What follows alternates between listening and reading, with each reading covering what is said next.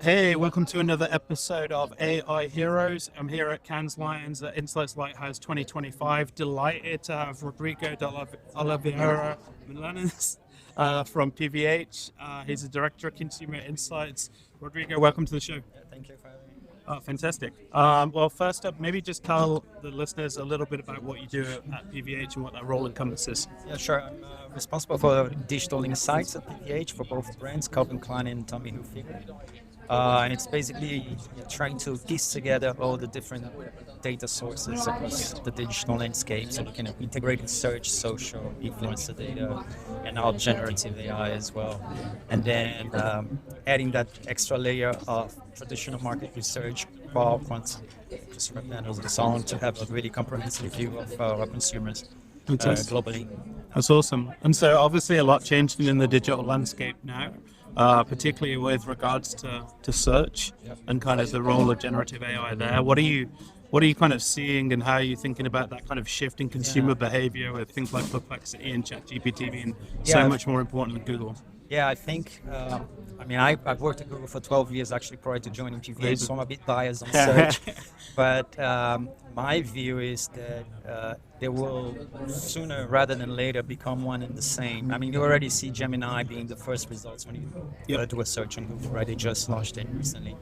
And Microsoft, the Copilot as well, is integrating Copilot into Bing. So I think when you look at consumer behavior, there was a recent research that was published by eMarketer recently, where 35% of the internet population in the US by the end of this year will be using some sort of generative AI assistant like ChatGPT and so on. So, as a market, as insights professional, I think we've all seen talks of how we integrate AI into our insights and to help us increase productivity and streamline specific processes.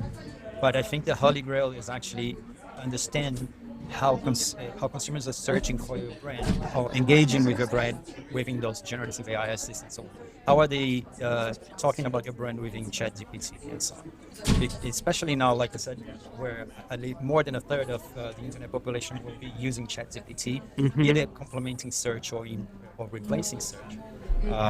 It's going to be extremely important for us to get that extra piece of the puzzle.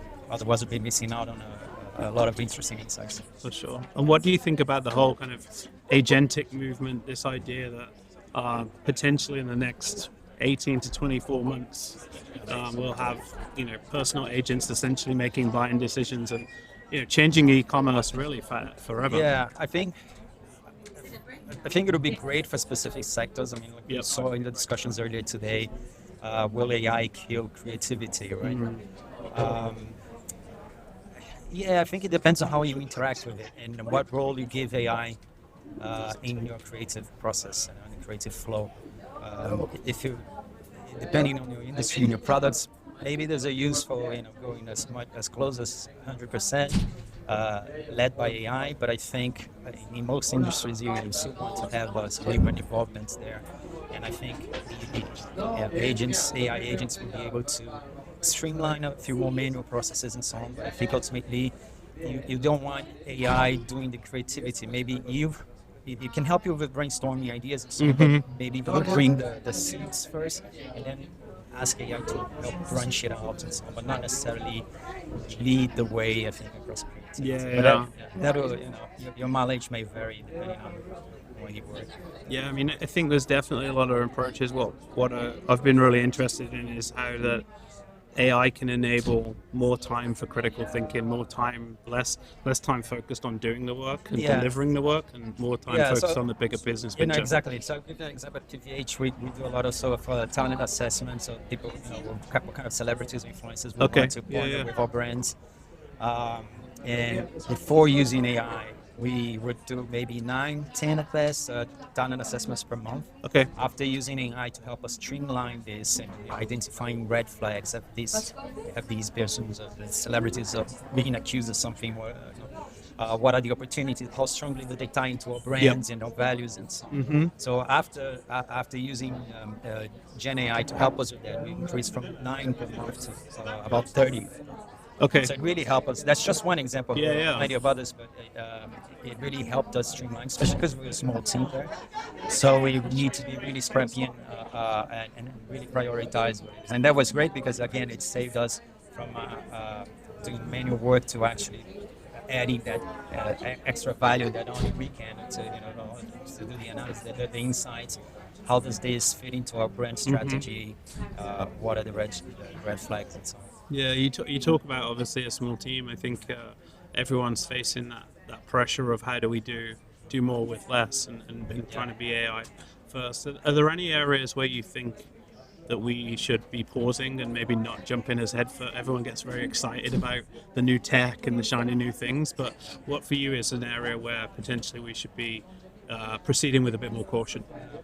I think, in my experience at least, I think AI has been great for more abstract analysis, so more like behavioral, emotional, and so on. But when you're talking about hard data and numbers, it's a little bit hard to trust the data straight up. So when we're looking at financial reports from when I asked AI for how did our competitors do in the last quarter, can I see the numbers compared to us?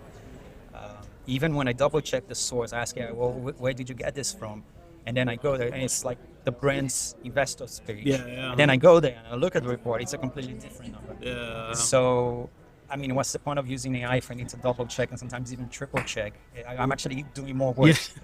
So I think for now, for hard data analysis your own data. Yeah. But I think if it's capturing it externally, my experience that's been underperforming so far. Yeah, I'd agree. I think when you've got a binary answer, is something right or wrong, factually correct, that's where hallucinations become a huge problem.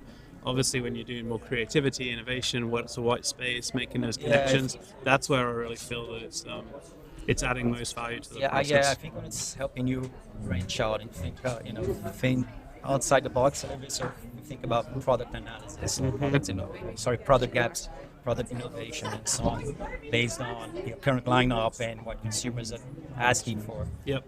That's a great way to use it. But that's where I think it's most valuable for us at least. Makes sense. So obviously one of the big topics here today is embracing the unexpected. I'd love to just hear a little bit more about your perspective on kind of situations. Obviously the world's moving fast, you're trying to kind of figure everything out, but how do you think about embracing the unexpected when it applies to kind of insights and pushing the boundaries of creativity? I think the best example I can think of is COVID. That was completely unexpected, and it was a challenge to keep up with everything, and especially from an insights perspective, was what is just a phase, what is high.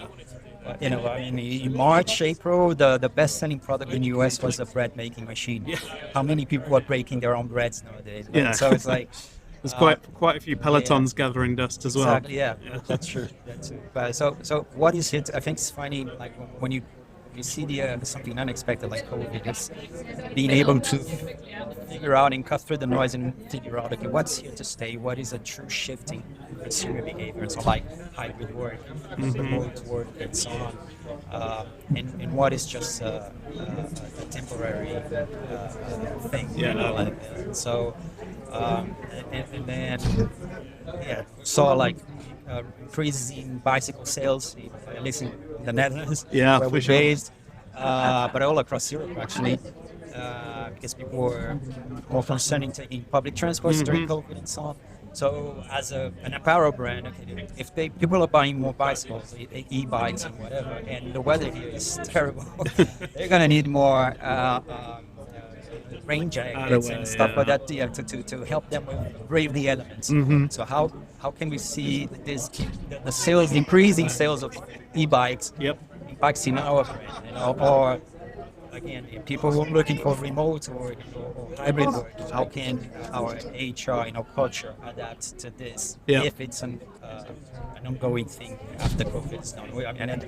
On hindsight, it's always 2020, right? So now it's a little bit obvious, but at the time it was like, okay, what's going on, what's new this week. And Yeah. so I think sorry, and just to finish, I think the unexpected is great because it shows the value of an insights team.